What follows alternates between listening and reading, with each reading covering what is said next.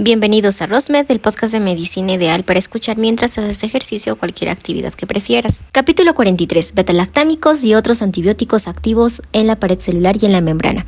En primer lugar vamos a hablar acerca de las penicilinas. Estos son antibióticos que tienen un mecanismo de acción específico. Inhiben la síntesis de la pared celular bacteriana al interferir con la reacción de transpeptidación. Esta acción debilita la pared celular bacteriana y conduce a la lisis celular, lo que eventualmente mata a las bacterias. Sin embargo, las bacterias pueden desarrollar resistencia a las penicilinas mediante varios mecanismos. Uno de los más comunes es la producción de enzimas llamadas betalactamasas, que degradan el anillo betalactámico de las penicilinas, desactivando así su acción antibacteriana. Otro mecanismo de resistencia implica la modificación de las proteínas de unión a la penicilina, que son el blanco de las penicilinas. Las bacterias pueden alterar estas proteínas para que tengan una menor afinidad por las penicilinas, lo que reduce su efectividad. Hablando un poco de la farmacocinética de las penicilinas, cuando tú tomas una penicilina por vía oral, su absorción puede variar dependiendo de la estabilidad ácida del medicamento y su capacidad para unirse a proteínas. Por ejemplo, la nafcilina no es ideal para administración oral debido a su absorción irregular, mientras que la dicloxacilina, la ampicilina y la amoxicilina se absorben bien y producen concentraciones en sangre de aproximadamente 4 y 8 microgramos por mililitros, después de una dosis oral de 500 miligramos. Sin embargo, la absorción de la mayoría de las penicilinas orales se ve afectada por los alimentos y se recomienda tomarlas al menos 1 u 2 horas antes o después de comer. Por otro lado, la administración intravenosa de la penicilina G es preferible a la intramuscular debido a la irritación y el dolor que puede causar la inyección intramuscular de grandes dosis.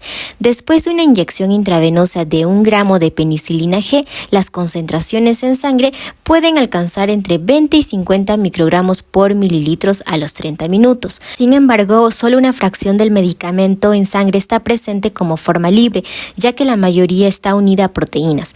Las penicilinas altamente unidas a proteínas como la nafcilina generalmente tienen concentraciones más bajas de forma libre en sangre en comparación con aquellas menos unidas a proteínas, como la penicilina G o la ampicilina. Las penicilinas se distribuyen ampliamente en los fluidos y tejidos corporales, aunque algunas excepciones existen. Por ejemplo, las penicilinas benzatínicas y procaínicas están formuladas para una absorción más lenta, lo que resulta en concentraciones prolongadas en sangre y tejidos, y pues esto es útil para tratar ciertas infecciones como causadas por los estreptococos. En cuanto a la eliminación, la mayoría de las penicilinas se excretan principalmente por los riñones, con una pequeña cantidad eliminada por otras vías. La excreción renal es el principal mecanismo, representando aproximadamente el 90% de la excreción, mientras que el resto se elimina por filtración glomerular. La semivida de la penicilina G es de aproximadamente 30 minutos en condiciones normales, pero puede ser más larga en casos de insuficiencia renal. Es importante ajustar la dosis en pacientes con disminución de la función renal para evitar acumulación de la droga en el cuerpo. En cuanto a su uso clínico, es importante comprender cómo y cuándo debemos usar estos antibióticos para garantizar la eficacia y evitar el desarrollo de resistencia bacteriana. Entonces, penicilina G es la elección principal para tratar infecciones causadas por varios tipos de bacterias, incluyendo estreptococos, meningococos, neumococos y treponema pallidum, que es la bacteria que causa la sífilis. Se administra por vía intravenosa en dosis que pueden variar según el tipo de infección, generalmente en dosis divididas durante el día o incluso como una infusión continua.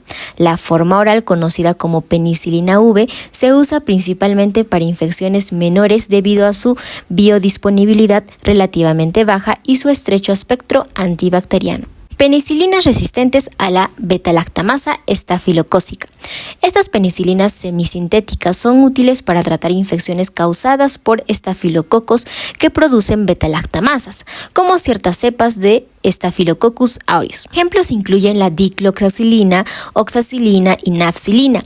Se administran generalmente por vía oral o intravenosa, dependiendo de la gravedad de la infección. Penicilinas de amplio espectro. Estas penicilinas tienen una mayor actividad contra bacterias gram negativas debido a su capacidad mejorada para penetrar en la membrana externa de estas bacterias. Ejemplos incluyen la ampicilina, la amoxicilina y la piperacilina. La amoxicilina se usa comúnmente para tratar infecciones de tracto respiratorio y urinario, mientras que la ampicilina es efectiva contra la shigellosis. Las penicilinas de amplio espectro a menudo se combinan con inhibidores de beta-lactamasas, como el ácido clavulánico, para poder ampliar su efectividad contra cepas bacterianas resistentes.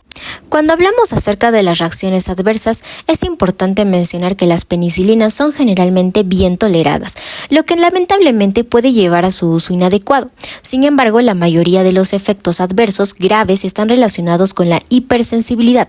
Los determinantes antigénicos que desencadenan estas reacciones son productos de degradación de las penicilinas, como el ácido penicicloico y productos de hidrólisis alcalina unidos a proteínas del cuerpo. Aunque alrededor del 5 y 8% de las personas afirman tener historia de alergia a la penicilina, solo un pequeño número experimentará una reacción grave. De hecho, menos del 1% de quienes previamente toleraron la penicilina pueden desarrollar una reacción alérgica al recibirla nuevamente. Las reacciones alérgicas pueden variar desde una erupción cutánea hasta casos graves como choque anafiláctico. Además, pueden presentarse síntomas como fiebre, inflamación de las articulaciones, hinchazón, picazón y dificultad para respirar. Aunque estos eventos son raros, la anafilaxia es un riesgo potencial y la penicilina debe administrarse con precaución en pacientes con antecedentes de alergia grave. En tales casos, es posible que se requiera una prueba cutánea para evaluar la sensibilidad. Además de las reacciones alérgicas, las penicilinas pueden causar efectos adversos como convulsiones en pacientes con insuficiencia renal, neutropenia, nefritis intersticial y hepatitis. Las dosis altas pueden provocar malestar gastrointestinal, náuseas, vómitos y diarrea. Algunas penicilinas, como la ampicilina, puede estar asociada con colitis pseudomembranosa y las infecciones secundarias, como la candidiasis vaginal, también son posibles. Además, ciertos medicamentos combinados, como la piperacilina con tazobactam, pueden aumentar el riesgo de la lesión renal aguda cuando se usan junto con agentes beta-lactámicos. Otro grupo de beta-lactámicos son las cefalosporinas. Estos son similares a las penicilinas, pero más resistentes a muchas enzimas bacterianas, lo que les otorga un espectro de actividad más amplio. Sin embargo, hay que tener en cuenta que cepas bacterianas como E. coli y Klebsiella, que expresan enzimas llamadas beta-lactamasas de espectro extendido, pueden representar un desafío clínico, ya que pueden inactivar la mayoría de las cefalosporinas. A diferencia de las penicilinas, las cefalosporinas no son efectivas contra la listeria monocitogenes, y entre ellas solo la ceftarolina muestra cierta actividad contra los enterococos. Desde el punto de vista químico, las cefalosporinas comparten un núcleo básico, el ácido 7-aminocefalosporánico.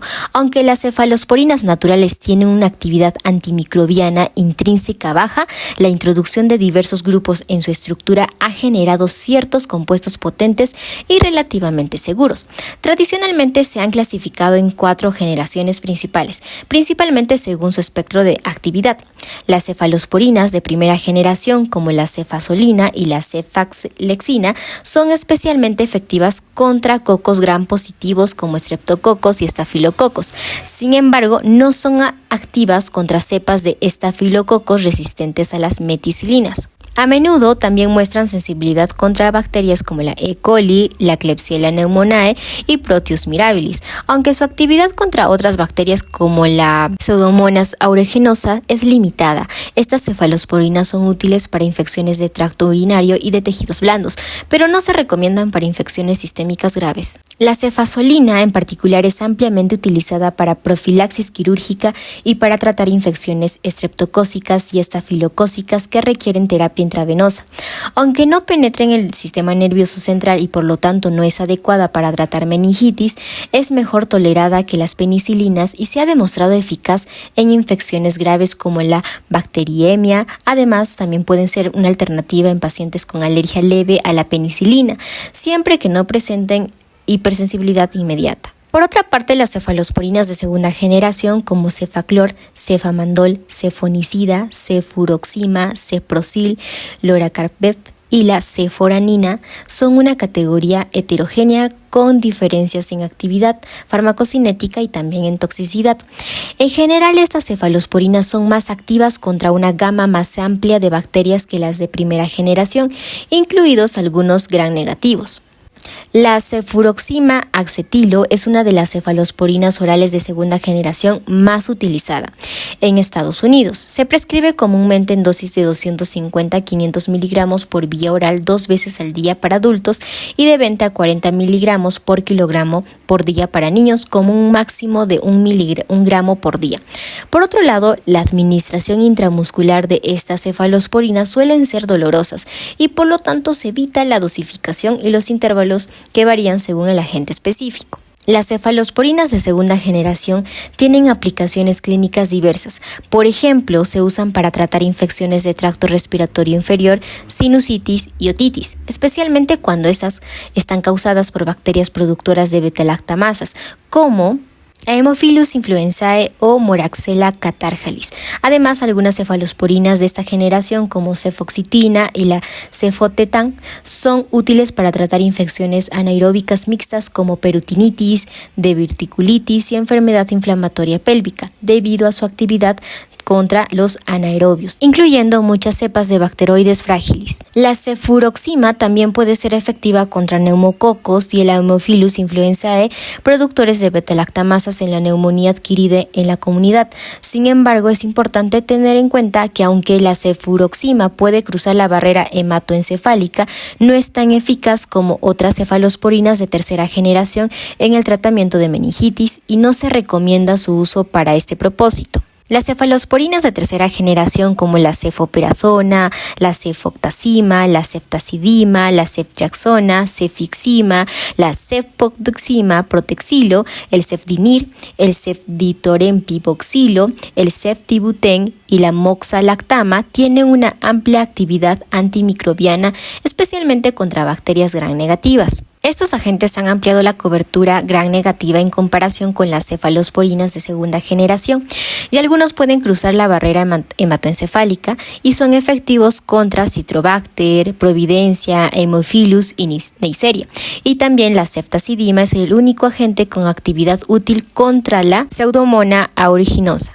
Sin embargo, es importante tener en cuenta que estas cefalosporinas se hidrolizan mediante la AMPC beta-lactamasas producidas constitutivamente y no son confiablemente activas contra especies como Enterobacter, Serratia, Providencia, Acinetobacter y la Citrobacter, que producen una cefalosporinasa cromosómica codificada que pueden conferir resistencia. En cuanto a la farmacocinética y dosificación, las cefalosporinas de tercera generación tienen semividas y dosis variadas. Por ejemplo, la ceftriaxona, con una semivida de 7 a 8 horas, se puede administrar una vez al día para la mayoría de las infecciones graves. La dosis depende de la gravedad de la infección y pueden variar entre 15 y 50 miligramos por kilogramo por día. Para la cefixima, la cefodoxima, el proxetilo, la cefdirotempivoxilo y el cefbuten se prescriben dosis orales que van desde los 200 miligramos 2 veces al día hasta 400 miligramos una vez al día, dependiendo del agente y la infección al tratar. Estas cefalosporinas de tercera generación se utilizan ampliamente para tratar una variedad de infecciones graves causadas por organismos resistentes a otros fármacos. Se usan en el tratamiento de la meningitis, la sepsis, infecciones causadas por cepas de neumococos resistentes a las penicilinas y otras infecciones graves donde se necesita una cobertura amplia y potente. Sin embargo, se deben evitar su uso en el tratamiento de infecciones por Enterobacter debido a la resistencia que estas bacterias pueden desarrollar contra estas cefalosporinas. Cefalosporinas de cuarta generación. Se representan principalmente por la cefepima, que se destaca por ser más resistente a la hidrólisis por beta-lactamasas cromosómicas en comparación con las de tercera generación. Sin embargo, aún es susceptible a las beta-lactamasas de espectro extendido. La cefepima tiene una amplia actividad antimicrobiana, siendo efectiva contra la Pseudomonas aeruginosa, las Enterobacteriaceae, el Staphylococcus aureus, sensible a la meticilina, el Streptococcus pneumoniae, el Haemophilus y la Neisseria. Estos también penetran bien en el líquido cerebroespinal y se eliminan principalmente por los riñones y tienen una semivida de 2 horas con propiedades farmacocinéticas similares a la ceftazidima. A diferencia de esta última, la cefepima muestra buena actividad contra la mayoría de las cepas de Streptococcus no susceptibles a la penicilina y es útil en el tratamiento de infecciones por Enterobacter. La dosis estándar de cefepima es de 1 y 2 gramos cada 2 horas, aunque puede aumentarse a 2 gramos cada 8 horas en infecciones complicadas o en pacientes inmunocomprometidos. Debido a su amplio espectro, se utiliza comúnmente de manera empírica en pacientes con neutropenia febril y a menudo combinada con otros agentes. En el libro de Katzun se nos menciona una innovación en el campo de las cefalosporinas, que son los antibióticos betalactámicos con actividad contra estafilococos resistentes a la meticilina. La ceftarolina fosamil es el primer fármaco de este tipo probado para un uso clínico en Estados Unidos. Posee actividad contra estafilococos resistentes a la meticilina debido a su mayor afinidad por las proteínas de unión a la penicilina 2A, que media la resistencia a la meticilina en estos microorganismos. Además, exhibe un amplio espectro de acción similar a la ceftriaxona. La ceftarolina está aprobada para tratar infecciones de piel y tejidos blandos, así como neumonía adquirida en la comunidad. Finalmente, se han desarrollado nuevas combinaciones de cefalosporinas con inhibidores de beta-lactamasas para abordar las infecciones gram negativas resistentes. 2 ejemplos son el ceftolozano, Tazobactam, y la ceftazidima, Avibactam, aprobadas para el tratamiento de infecciones intraabdominales complicadas e infecciones de tracto urinario. Estas combinaciones muestran una potente actividad contra organismos gram negativos, incluyendo las pseudomonas aeruginosa y también el Enterobacteriaceae, productoras de beta-lactamasas de espectro extendido. Sin embargo, deben combinarse con metronidazol en el caso de infecciones intraabdominales complicadas debido a su limitada actividad contra patógenos anaerobios. Entre los efectos adversos de las cefalosporinas vamos a tener la alergia, que pueden causar reacciones de hipersensibilidad como erupciones cutáneas, fiebre e incluso anafilaxis. Existe un bajo riesgo de alergia cruzada con las penicilinas. También pueden ocasionar toxicidad, lo que lleva a provocar irritación local, la tromboflebitis, así como problemas renales como nefritis. Algunas cefalosporinas pueden causar trastornos hemorrágicos y reacciones similares a la disulfiram si se consume alcohol. Existen otros medicamentos que también son betalactámicos. Estos van a ser primero los monobactámicos, que son antibióticos con anillo de betalactama monocíclico. Actúan contra organismos gram negativos aerobios como la pseudomonas aeruginosa. El Astrionam es el único disponible en Estados Unidos y se usa para tratar infecciones graves causadas por bacterias gram negativas. En segundo lugar, también tenemos los inhibidores de beta-lactamasas, como el ácido clavulánico, el sulbactam, el tazobactam y el avibactam, que son sustancias que inhiben la acción de la beta-lactamasas. A menudo se combinan con penicilinas y cefalosporinas para ampliar su espectro de acción. Se usan para tratar infecciones causadas por una amplia gama de patógenos. Y en último lugar tenemos los carbapenémicos, que son antibióticos beta-lactámicos con amplio espectro. Incluyen el doripenem, el ertapenem, el imipenem y el meropenem, que se usan para tratar infecciones graves causadas por bacterias resistentes a otros antibióticos. Pueden causar efectos secundarios como náuseas, vómitos y reacciones en el lugar de la infusión. Los pacientes alérgicos a las penicilinas pueden ser alérgicos a los carbapenémicos, pero la reactividad cruzada es muy poco común. En penúltimo lugar, hablemos acerca de los fármacos o los beta-lactámicos, que son antibióticos glucopéptidos, ¿no? Vamos a tener primero la vancomicina. Es un antibiótico activo principalmente contra bacterias gram positivas. Inhibe la síntesis de la pared celular bacteriana uniéndose al extremo del peptidoglucano.